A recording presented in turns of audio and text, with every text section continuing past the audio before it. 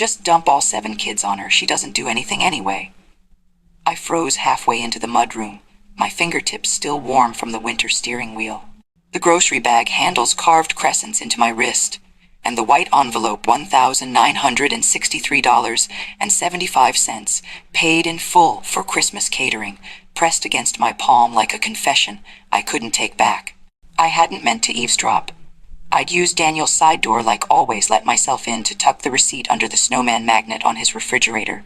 They wouldn't have to cook, I'd thought. They could just enjoy the day, and the mess would be mine to manage. Irene won't mind, Sophia said, voice bright and tired in that brittle way. She loves having them. For real, Daniel said, and I could hear him moving around their kitchen, drawers opening, a cabinet shut too hard. We'll drop them off in the morning, like 9 a.m., and pick them up after dinner. She doesn't do anything anyway. There are moments where words become rooms, and you can either live inside them or walk out. The paper crinkled between my fingers, and I realized I was gripping it too tightly. The catering receipt, almost $2,000 for a Christmas dinner I'd arranged so they wouldn't have to worry. I placed the envelope on top of the dryer, turned around, and left the way I came. My car still held traces of warmth when I slid back in. I sat with both hands on the wheel, not because I didn't know where to go, but because I didn't know who I was supposed to be anymore. Daniel wasn't a cruel son, not deliberately. He still called most Sundays, still hugged me when we met for coffee.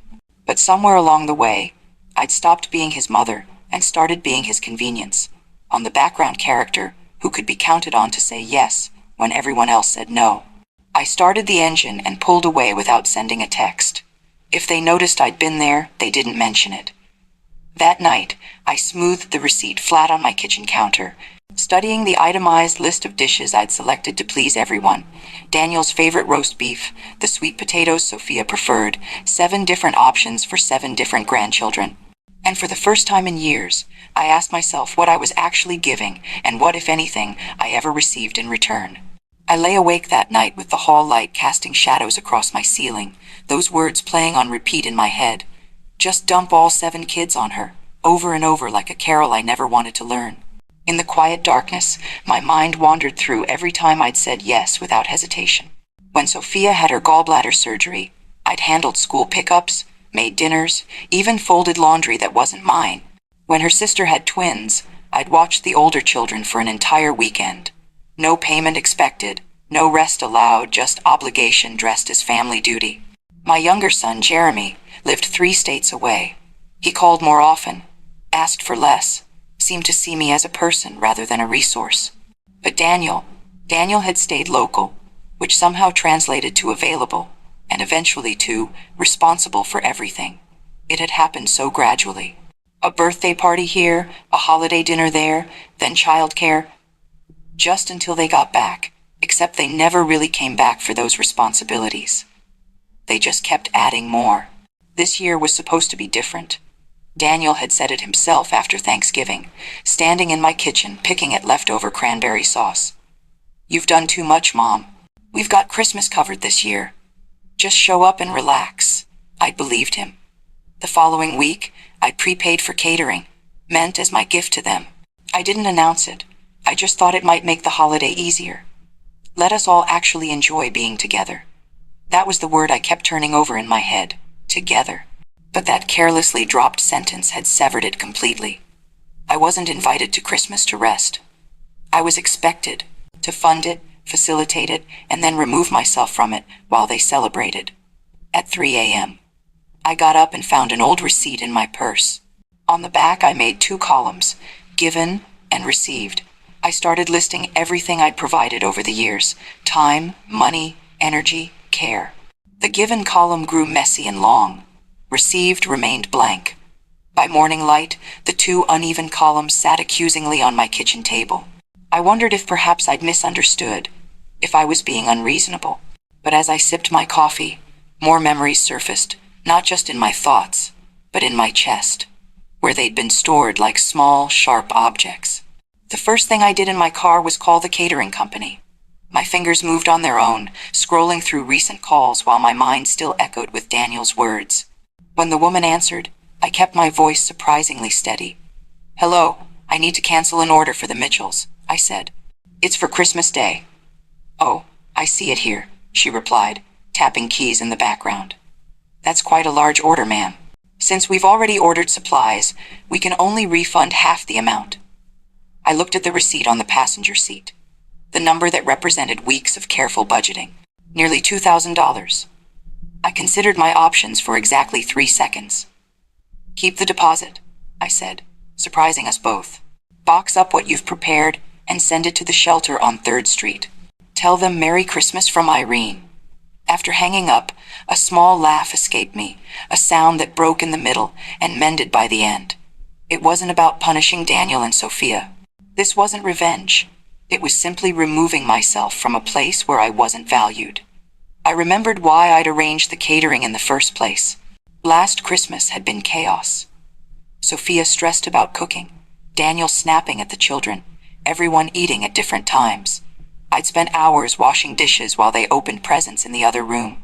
I thought, if I handled the food, maybe we could actually sit together this year. Connect, be a family, rather than a collection of tasks.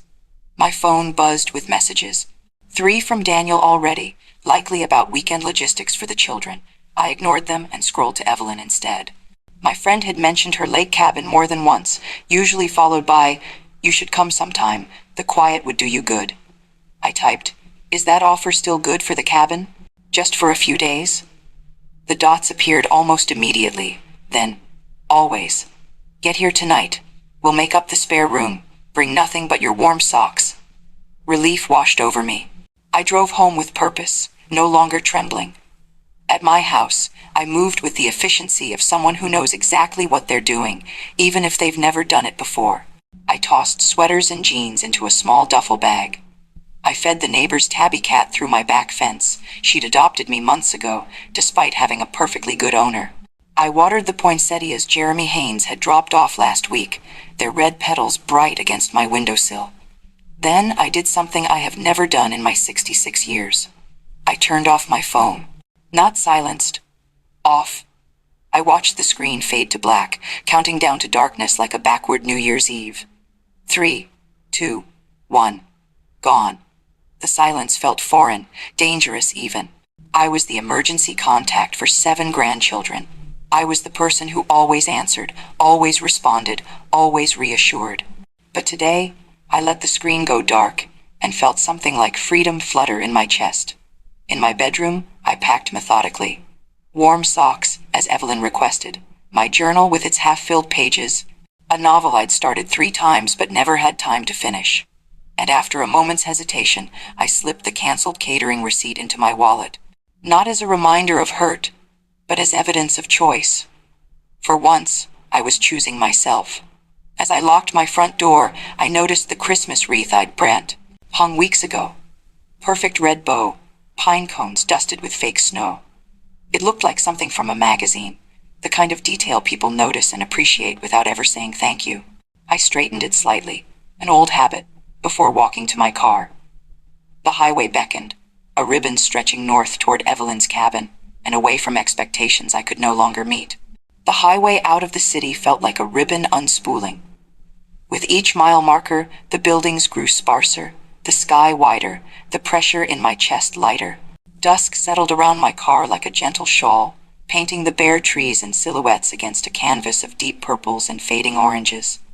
3 hours of driving alone was a luxury I couldn't remember having before. No one asking for snacks from the back seat, no calls to answer, no emergency to rush toward, just me, the hum of tires on asphalt, and the quiet certainty that I was doing something necessary.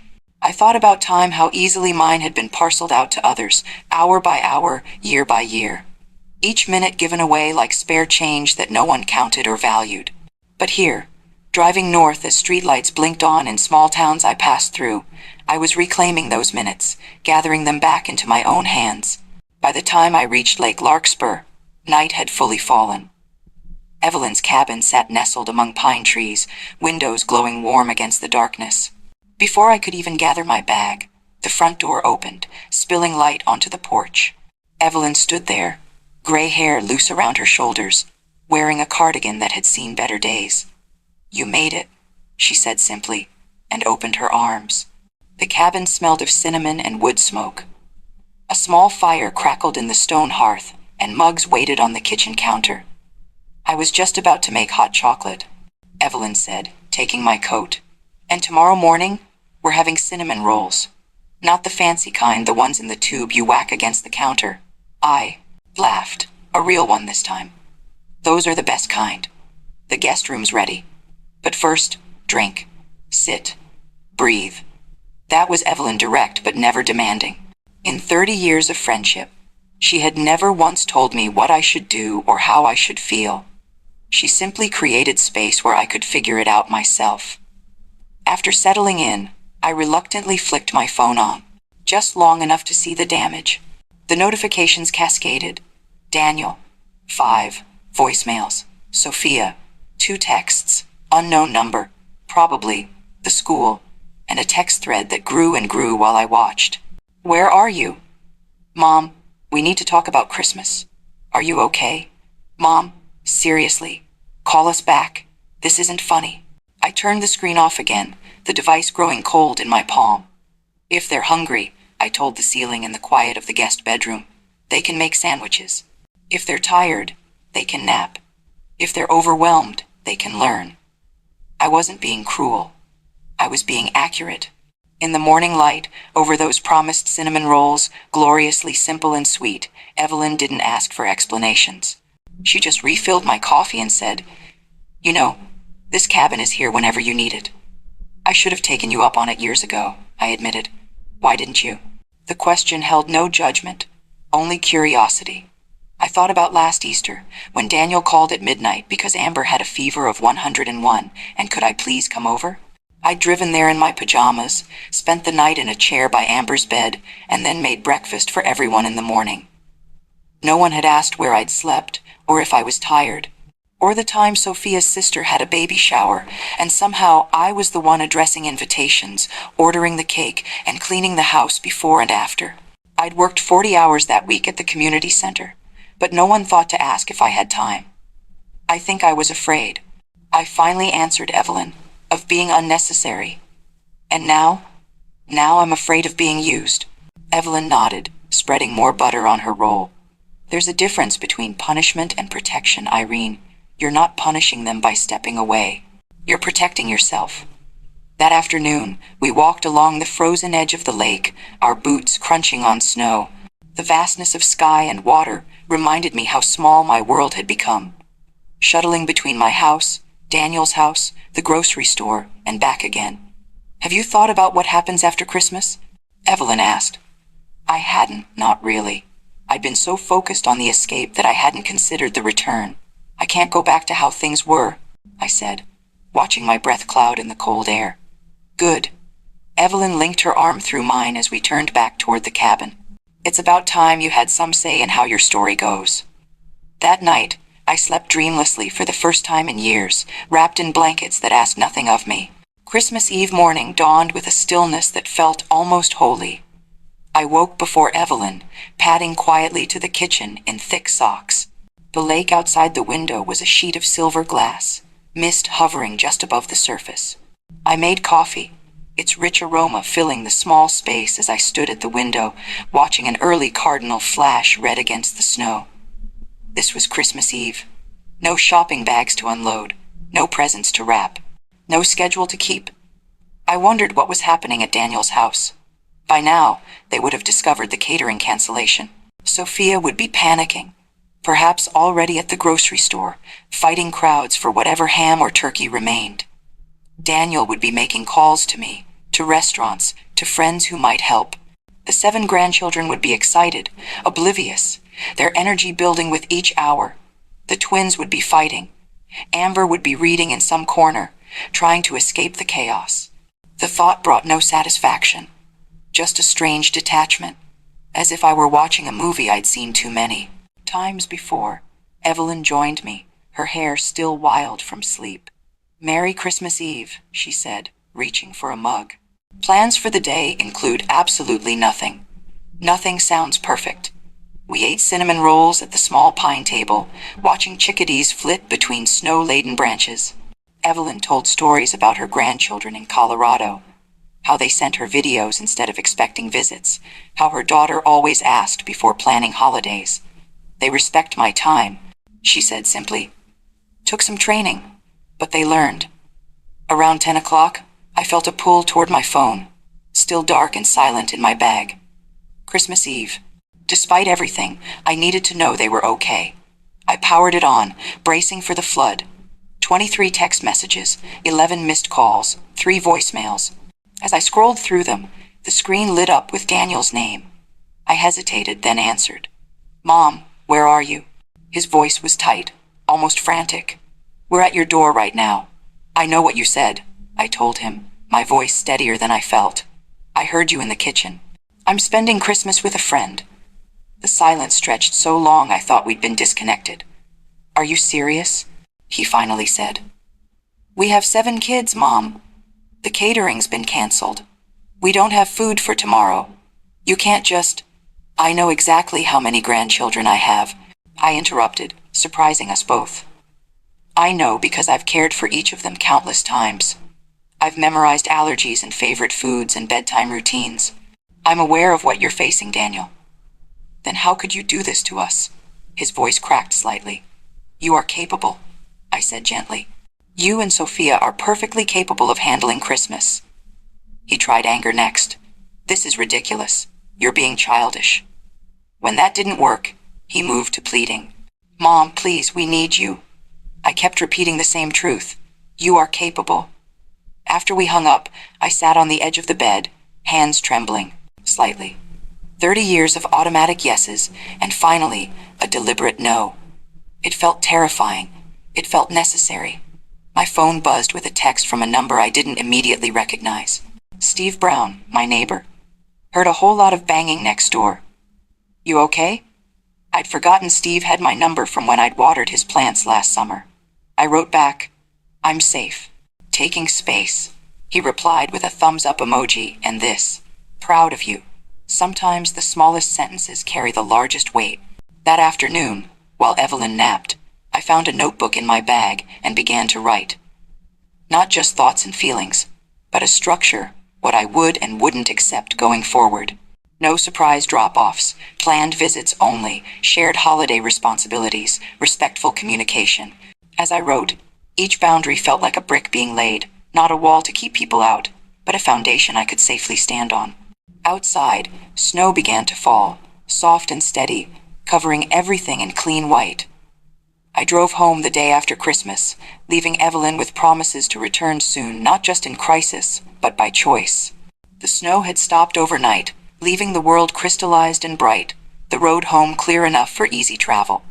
My house greeted me with the stillness that comes from absence. Everything exactly as I'd left it, the mail stacked neatly on the hall table, the Christmas tree lights still programmed to turn on at dusk. No chaos, no noise, no demands. I moved through the rooms deliberately, touching surfaces, as if reacquainting myself with my own life. The home I'd lived in for 32 years suddenly felt like new territory to explore. I'd spent so much time cleaning up after others that I'd forgotten what it felt like to maintain order simply for my own peace. Still, I cleaned. Not frantically as I had before family visits, but methodically, almost meditatively. I dusted shelves lined with books I'd been meaning to read. I organized the linen closet, folding each towel with care rather than in rushed stacks. I washed windows until they gleamed in the winter sunlight. These weren't chores. They were reclamations. My phone rang as I was arranging fresh flowers on the coffee table, a small luxury I rarely allowed myself. Irene? It's Andrew Peters. His voice carried the gentle authority I remembered from our years working together at the community center before my retirement. I hope I'm not intruding, but Steve Brown mentioned you might be dealing with some family adjustments. I smiled at the careful phrasing. That's one way to put it. Listen, we've started a grandparents support group at the center, Tuesday afternoons. Nothing formal, just a space to talk about boundaries and expectations. He cleared his throat. I thought of you. Because I need support? I asked, curious rather than defensive. Because you might offer some, he replied. Not many people set boundaries after decades without them. It takes courage. After we hung up, I sat at my small desk and opened my laptop.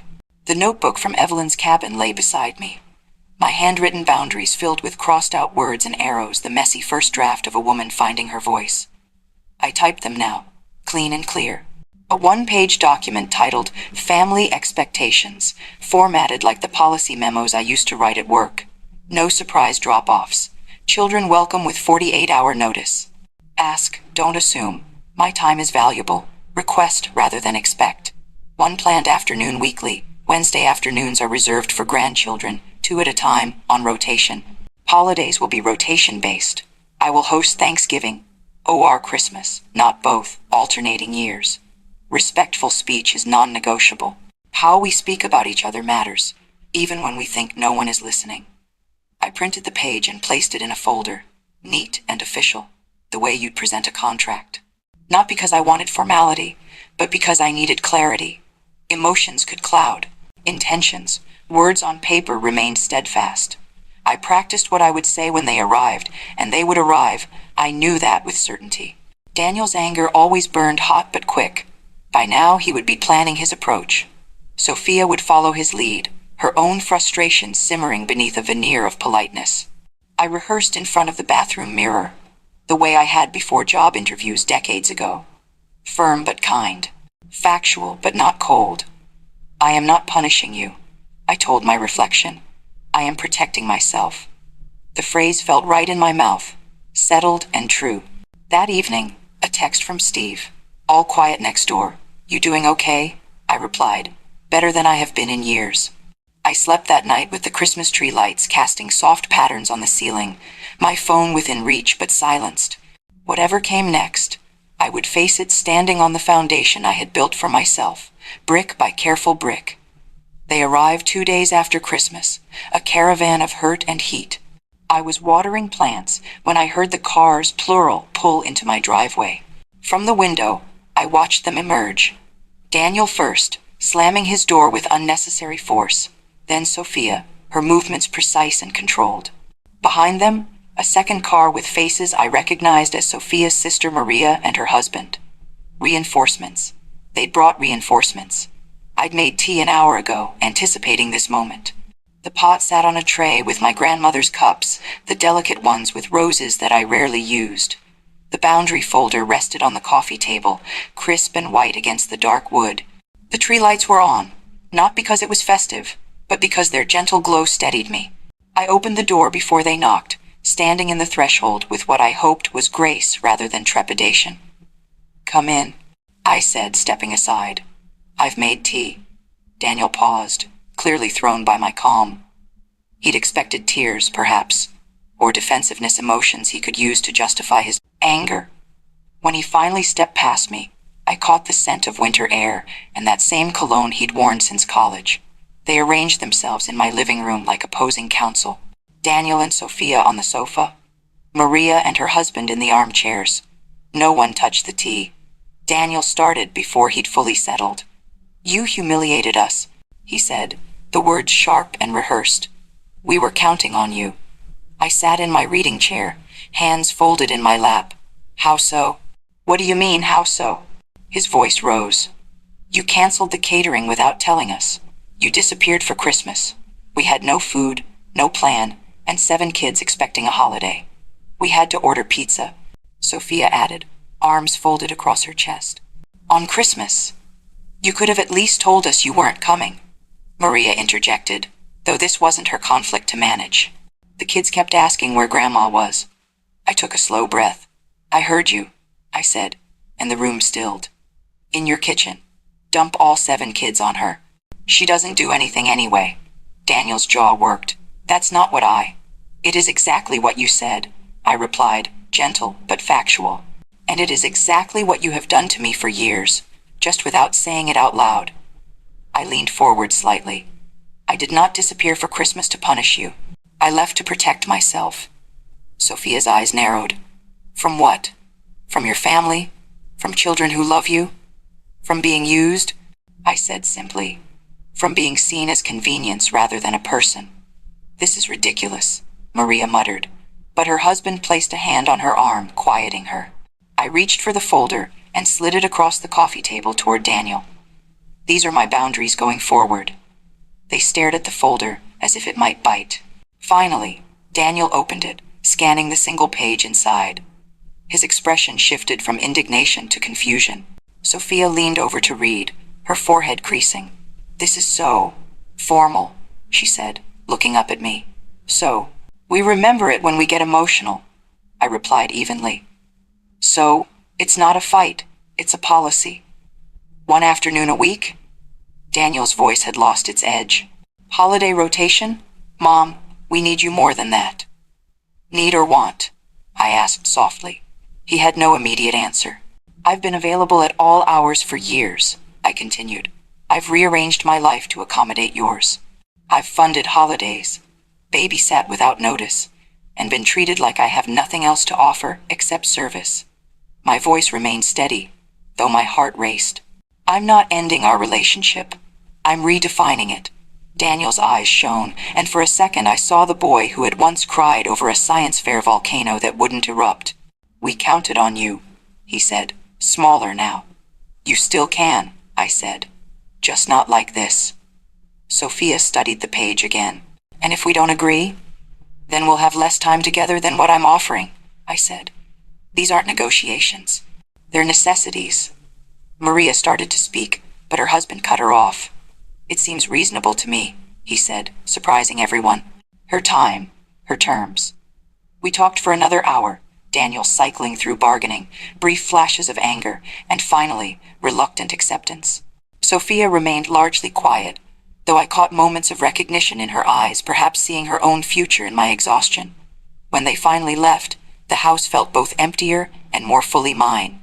My hands trembled slightly as I gathered the untouched teacups, the confrontation leaving me drained but resolute. I made a fresh cup for myself, added honey instead of sugar, a small pleasant change, and sat by the window. Outside, life continued. The neighbor's dog barked at passing cars. A delivery truck idled at the corner house. Normal, everyday rhythms that had continued while my small world shifted on its axis.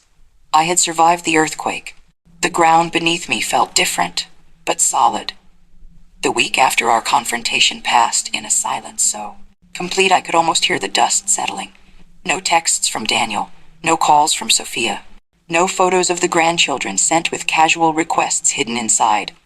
"Look at Amber's soccer uniform. By the way, could you drive her to practice on Thursday?"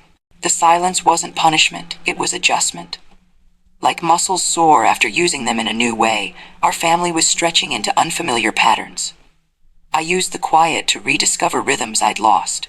I joined Evelyn for Sunday service at her church, where no one expected me to volunteer for the nursery or bake for the fellowship hour. I simply sat in a pew, listened, and left when it was over. No obligations, no expectations. On Tuesday afternoon, I drove to the community center, parking in the visitor space rather than the staff lot where I'd parked for 20 years before retirement. Inside, Andrew waited near the reception desk, silver-haired and steady as ever. "You came," he said, genuine pleasure warming his voice. "We're in the small conference room. Nothing fancy." The grandparents' support group consisted of 6 people, each with their own version of my story. Martha, whose daughter expected her to provide full-time childcare while working from Martha's dining room. James, whose retirement savings had been depleted by adult children who treated him like an ATM. Lucia, who hadn't had a vacation in 8 years because someone needs to watch the house. "We're reframing the conversation," Andrew explained. "From help to partnership, from obligation to choice." I found myself nodding, the words resonating in places still tender from years of overextension. "The guilt is the hardest part," Lucia admitted, twisting her wedding band. "The feeling that if you don't say yes, you're failing them. Or that no one else will step up," James added. "But they do," I said quietly, surprising myself by speaking. "When they have to, they find a way." On Thursday, I received my first text from Daniel since the confrontation. "We found a sitter down the block. College student. She's good with the kids." I replied simply, "I'm glad." Another day brought news from Sophia. "Talked to the Andersons from church. We're going to swap childcare on weekends. It helps. Small adjustments, new patterns forming." I began saying no and yes with intention rather than reflex. No, I couldn't watch the twins while Sophia went shopping. But yes, I would love to teach Amber how to knit next Wednesday, our newly designated grandchild afternoon. No, I wouldn't host the entire family for dinner without notice. But yes, I'd join Mr. Peters for a walk around the park when he mentioned needing company. Each decision felt like placing another brick in my foundation, not building walls, but creating a structure I could safely live within. Steve Brown became an unexpected ally in this quiet revolution. He'd wave from his driveway as I collected my mail, occasionally crossing the street to chat. "How's the boundary business?" he asked one crisp morning, hands tucked in his coat pockets. "Challenging," I admitted, "but necessary." He nodded, understanding in the gesture. My late wife had a saying, "No is a complete sentence." Took me years to learn what she meant. These small interactions, Steve's quiet encouragement, Andrew's steady guidance, Evelyn's unwavering friendship formed a community around me. Not the frantic, demand-heavy connections I'd grown accustomed to, but steady, reciprocal relationships that gave as much as they took. By month's end, Daniel texted, "The twins started after-school program. They like it." Each message carried the same subtext. We are adapting. We are finding other ways. We are learning. And silently, underneath it all, the truth neither of us said aloud. You were right. We were capable all along. 2 months after the Christmas that wasn't, I sat at my kitchen table with a cup of tea and nothing urgent to do. The silence that once felt like exile now felt like a room. I finally had the key to. Outside, February, snow melted in patches, revealing hints of soil beneath dormant but promising. Wednesdays had become my favorite day of the week. Every Wednesday afternoon, 2 grandchildren would arrive at 4 o'clock, not dropped off in haste, but delivered with a proper greeting, a genuine exchange between parent and grandparent. 2 children at a time, rotating through the 7 in a predictable pattern that everyone understood. Today was Amber and Liam's turn. At 13, Amber was the oldest, serious and thoughtful. 7-year-old Liam existed in constant motion, his energy both exhausting and exhilarating. An unlikely pair, but that was the point. They needed to know each other, not just as cousins who shared holiday tables, but as people with stories and preferences and quirks. "We're making pizzas today," I told them as they hung their coats by the door, not tossed on furniture or dropped on the floor, but properly hung, a small ritual of respect for my space. "Can I do the sauce?" Liam asked, already rolling up his sleeves. "I brought the book you recommended," Amber said quietly, pulling a paperback from her backpack. "I finished my other one already." We gathered around the kitchen island, flour dusting our hands as we shaped dough into imperfect circles. I taught them how to spread sauce to the edges, to layer toppings sparingly. Less is more with good ingredients, I explained. Liam created a face on his pizza, olive eyes and pepper mouth slightly askew. Amber arranged her toppings in precise, colorful patterns. This was teaching, not servicing. Partnership, not performance. When Daniel arrived to pick them up, he came inside rather than honking from the driveway as he once would have. We shared the pizza with him, all 4 of us around my small table. "These are good," he said, genuine surprise in his voice as he took a second slice. "Did Grandma do most of it?" "Nope," Liam declared proudly. "We did it ourselves. She just showed us how." Daniel caught my eye across the table. Something passed between us, recognition perhaps of patterns broken and remade. As they prepared to leave, Daniel hesitated at the door. "Thanks for Wednesday dinners," he said, his voice carrying more than casual gratitude. "We're learning." It wasn't a grand apology, but it was a stitch in our torn fabric. Acknowledgement, movement. The following Wednesday brought the twins, Emma and Ethan, full of 9-year-old opinions and competition. Sophia came with them, lingering at the door with a covered dish in her hands. "I made dessert," she said, awkward but trying. "Brownies. I remembered you like the corner pieces." Another stitch, smaller, more tentative, but holding. Between these Wednesday gatherings, I continued rearranging my life literally and figuratively. I moved furniture that had remained in the same positions for decades. The reading chair now sat by the sunniest window. The dining table shifted to allow space for a small desk where I could write or draw. I reframed photographs, adding new ones that showed more than just my role as grandmother and mother. There I was with Evelyn at the lake, both of us laughing. There was the grandparents' support group, arms linked at our little graduation ceremony after 8 weeks of meetings. Steve and I at the community garden, proudly holding overgrown zucchinis. These images told a fuller story, not just who I was to others, but who I was to myself. I'm not the default anymore, I told Evelyn over coffee one morning. I'm the choice. How does that feel? She asked. I considered the question carefully, like putting on a coat that finally fits, not too tight across the shoulders, room to breathe. That night, after a quiet day, spent exactly as I pleased, I stood in my newly arranged living room. The space felt different, more intentional, less a waiting area for other people's needs. The silence hummed with possibility rather than absence. My phone lit with a text from Daniel. Thank you for Wednesday dinners. Amber's showing Sophia how to make the pizza sauce. Says yours is better, but she's being nice about it. I smiled, typing back. Tell her the secret is a pinch of brown sugar and patience. I set the phone down, savoring the moment. This was a new rhythm we were finding, not the frantic percussion of constant demand, but something steadier, more sustainable. A beat we could all follow without losing ourselves in the noise. Spring arrived with that particular gentleness that follows a hard winter. Crocuses pushed through the last patches of snow in my front garden, their purple and yellow heads nodding in the strengthening Sunday. I knelt beside them one morning, feeling the cool earth beneath my fingers, amazed at their persistence. They had waited patiently beneath the frost, and now they bloomed without apology. Inside, I opened the desk drawer where I kept important papers, birth certificates, insurance policies, and tucked among them the canceled catering receipt from Christmas. $1,963.75.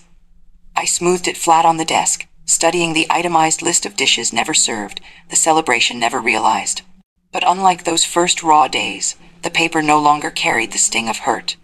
I didn't keep it as evidence of grievance, a reminder to stay angry. I kept it as a marker, the moment when words became rooms, and I chose which one to live in.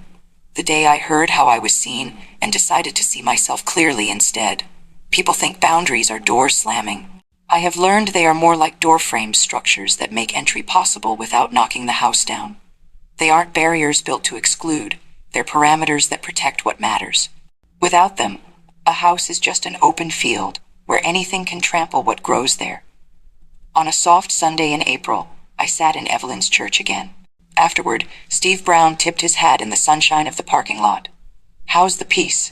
Treating you, Miss Irene? He asked, squinting against the light. Like a good coat, I said, surprising myself with the image. Warm. Fits right. He nodded, understanding in the simple gesture. Best kind there is. That afternoon, I baked cinnamon rolls, not from a tube this time, but from scratch, kneading the dough with hands that had grown stronger from all the weights they'd set down. I packed a half dozen in a tin with a note for Evelyn, for the woman who offered shelter when I needed it most. Lake weekend soon? I'd already spoken with Daniel about taking Emma and Liam to the cabin for a weekend in May. Not all 7 grandchildren at once, that would come later perhaps, when this new rhythm was more established. Just 2, carefully chosen, with clear plans and expectations set weeks in advance. When I suggested it, Daniel had paused only briefly before saying, they'd love that. No hesitation about imposing, no assumption that I would take more than I offered. Just acceptance of the invitation as stated. The learning went both ways. I was discovering how to give without emptying myself, how to love without becoming a footnote in my own story. Small changes accumulated. I began a watercolor class at the community center. I joined a book club that met on the last Thursday of each month. I learned to say, let me check my calendar, instead of automatically responding, of course I can. In these quiet revolutions, I found pieces of myself I thought were lost forever. My younger son, Jeremy, called from 3 states away. Daniel told me what happened at Christmas. He said, are you okay? Better than okay, I assured him. I'm present now. I always worried, he admitted. Whenever I called, you were always doing something for them. Never just being. Well, I said, Now I'm being Irene. On the last Wednesday of April, all 7 grandchildren gathered at my house, not dumped, but invited. A planned exception to my 2 at a time rule, carefully orchestrated with Daniel and Sophia's help. We planted a small garden in the backyard, each child responsible for their own section. Marigolds and snapdragons, cherry tomatoes and basil. Things that would grow with attention and care, that would return with proper tending. That night, after everyone had gone home, I sat on my porch with a cup of tea, watching darkness settle over the newly turned earth. The catering receipt was still in my desk drawer, but its significance had transformed. No longer a reminder of what was taken, but of what was finally claimed. I had changed my plan for Christmas, and quietly, for every day after,